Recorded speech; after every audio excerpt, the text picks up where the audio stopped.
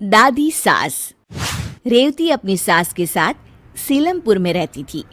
रेवती के बेटे गगन की शादी कुछ ही दिनों पहले निधि नाम की लड़की से होती है।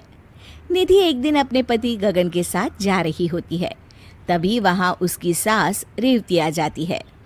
रेवती देखती है कि निधि ने सर पे पल्लू नहीं रखा होता है।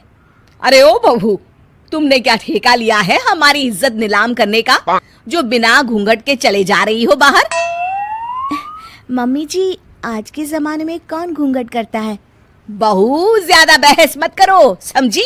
चुपचाप घूंघट करो। मम्मी जी, घूंघट में मुझे कुछ नहीं दिखेगा, कैसे चलूंगी मैं? कितनी परेशानी होगी। ओहो, बहाने तो देखो महारानी के।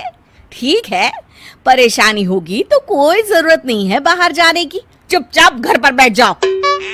तभी वहाँ रेवती की सास आ जाती है। अरे क्या शोर मचा रखा है सुबह से रेवती? देखिए ना सासू माँ, बहू घर से बाहर जा रही है और घूंघट नहीं कर रही है। तो क्या हो गया, घूंघट नहीं कर रही है तो? और वैसे भी रेवती, अब जमाना बदल गया है और जमाने के साथ हमें भी बदल जाना चाहिए। जमाना बदल जाने से परंपराएं थोड़ी ना बदल जाती हैं सासू माँ। मैं जब आई थी, मैं भी तो हर वक्त घूंघट में रहती थी ना। हाँ, वो तो मैं भी रहती थी अपनी सास के आगे घूंघट में। तुम तो बस कहीं बाहर जाते हुए घूंघट करती थी। मैं तो खाना बनाते हुए भी घूंघट में ही रहती थी। पता है कितनी तकलीफ होती थी। पर सासू माँ, पर कुछ नहीं। निधि बहू, तुम जाओ, ये घूंघट करने की जरूरत नहीं है। धन्यवाद दादी सासू माँ। एक दिन निधि, गगन और उसके पिताजी ताश साथ में खेल रहे होते हैं। तभी वहाँ रेवती आ जाती है। ये क्या, आप सबको शर्म लिहाज है कि नहीं?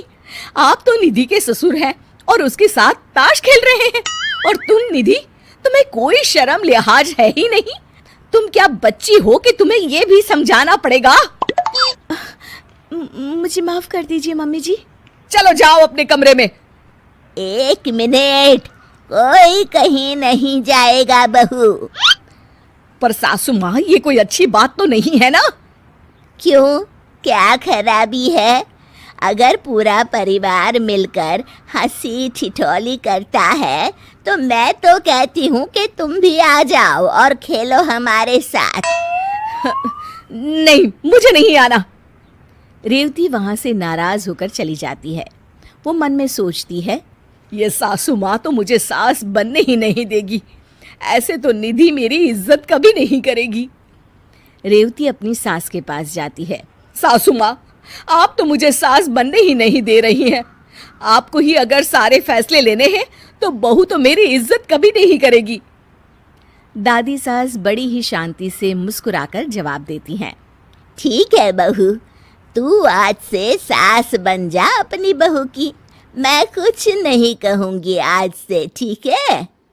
रेवती ये सुनकर खुश हो जाती है और निधि के पास जाती है।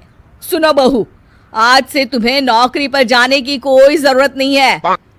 पर मम्मी जी, दादी सास ने तो कहा था कि... तुम्हारी सास मैं हूँ बहू, तो तुम वो मानो जो मैं कह रही हूँ, समझी? कोई जरूरत नहीं है कल से काम पर जाने की। रेवती वहां से चली जाती है और निधि ये सुनकर दुखी हो जाती है। दादी सास ये सब देख रही होती है और उन्हें एक तरकीब सूझती है।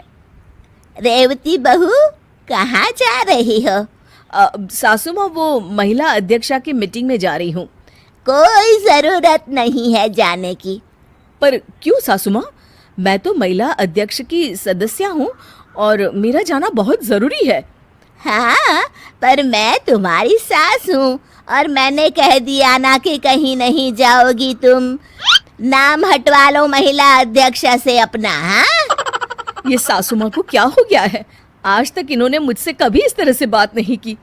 दादी सास वहां से चली जाती हैं और रेवती भी उदास होकर अपने कमरे में चली जाती है। शाम को रेवती और निधि खाना पका रही होती है। तभी क्या बन रहा है आज खाने में? सासू माँ, आज हम दाल चावल बना रहे हैं। बस दाल चावल? आज दाल चावल नहीं पकेंगे। आज तुम घिया के कोफ्ते और साथ में भिंडी की सब्जी और गरम गरम रोटी बनाओ। अरे लेकिन सासू माँ, दाल तो मैंने चढ़ा दी है। तो दाल वापस उतारी भी तो जा सकती है ना बहू। हमारे यहाँ किसी चीज की कमी है क्या जो सिर्फ दाल चावल बन रहे हैं? तुम भी ना रेवती काम चोर हो गई हो बिल्कुल। सासू माँ, आपने मुझे कामचोर बोला? रेवती के आंख में आंसू आ जाते हैं। हाँ बोला कामचोर, तो इसमें झूठ क्या बोला? लो अब आंसू बहाकर पति से शिकायत करेंगी महारानी। रेवती रोते हुए अपने कमरे में चली जाती है। सुनिए जी, आप सासू माँ से बात कीजिए, पता नहीं उन्हें क्या हो गया है। मेरी बहू के सामने मेरी आज उन्होंने इतनी बेइज्जती की है, क्या बताओ। तभी वहां दादी सास आ जाती हैं और मुस्कुराकर फिर नाटक करने लग जाती हैं। लो और सुनो, देखा सच कहा था ना मैंने कि मेरे बेटे से शिकायत करने जाएगी। हे भगवान, मेरी तो किस्मत ही खराब है। ये दिन भी देखना पड़ेगा, मैंने तो सोचा ही नहीं था। तभी रेवती कमरे से बाहर आ जाती है। सासू माँ, आपको क्या हो गया है? आप ऐसे क्यों बर्ताव कर रही हैं मेरे साथ? क्यों, मुझे क्या होगा? हुआ तो तुझे है बहू रानी, जो मेरी शिकायत कर रही थी मेरे बेटे से। ऐसी उम्मीद ना थी तुझसे। हाँ सासू माँ, मैं शिकायत नहीं कर रही थी, पर आप ऐसे बर्ताव कर रही है तो। अरे तेरी ही बातों पर अमल कर रही हूँ बहू। मेरी बातों पर? मैंने क्या कहा था आपको? क्यों, तू बोली नहीं थी कि मुझे अपनी बहू की सास बनना है और उसके लिए हर फैसला लेना है?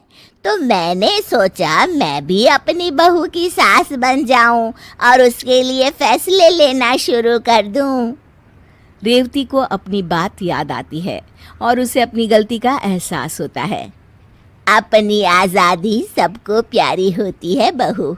मैंने कभी तेरे साथ कोई ऐसा बर्ताव नहीं किया जिससे तुझे कोई दुख हो, पर तू सास बनकर अपनी बहू पर हुक्म चलाना चाहती है और खुद तेरे साथ वैसा सुलूक हुआ तो रोने लगी। आप ठीक कह रही हैं सासू माँ, मुझसे गलती हो गई। मैं अपनी बहू को बेटी बनाकर रखूंगी, जैसे आपने मुझे बेटी बनाकर रखा है।